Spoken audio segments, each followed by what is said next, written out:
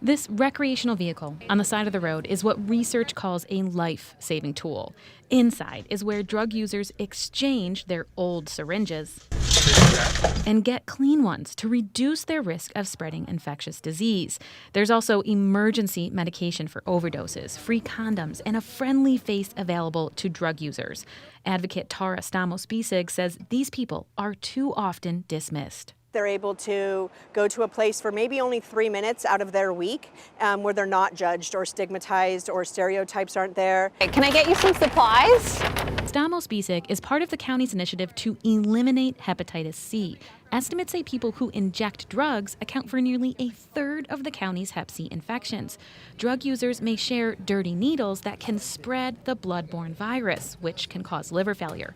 That's because sterile needles are hard to get without a prescription. Using a syringe service program and clean needles decreases chances of hepatitis C transmission about 50%, and long-term substance use is actually decreased by engaging in services like this one. She says distributing clean needles can help curb growth in the region's hepatitis C rate, but this syringe exchange has a limited impact. The team from Family Health Centers of San Diego is the only one in the county.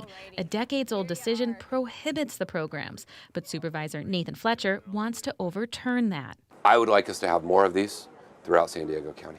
How does this work? Fletcher, the county's first Democratic supervisor in decades, is challenging the ban, which has been upheld by his Republican colleagues.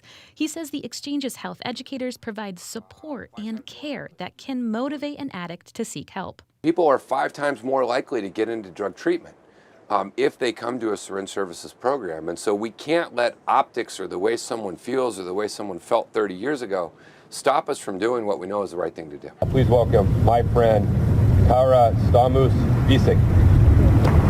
Fletcher is proposing to add syringe exchanges to the county's harm reduction plan, and Stamos-Bisig is advocating beside him. She knows the programs work. Before she was an advocate, she was addicted to heroin and meth living on San Diego streets. I would have never made it into recovery if it wasn't for syringe programs. She traversed the city with her belongings on her back, including enough shoes to satisfy her love of footwear. I give myself permission to have enough shoes to, my feet deserve it. She says she found brief moments of refuge at low-rent motels and inside the Family Health Center's mobile needle exchange. I wouldn't be here today if it wasn't for the staff and the lack of stigma and judgment that kept me coming back, looking for that connection. But she says that opportunity was limited then and still is today.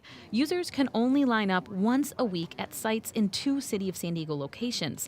The sidewalk operation in North Park drew a 21-year-old cashier from neighboring City Heights, but also a couple who drove from Mira Mesa and a 53-year-old handyman from Campo. They have a resource that they know people here and they can talk to. Stamos-Bisig says she has people like these in mind when she advocates for better access to syringe services.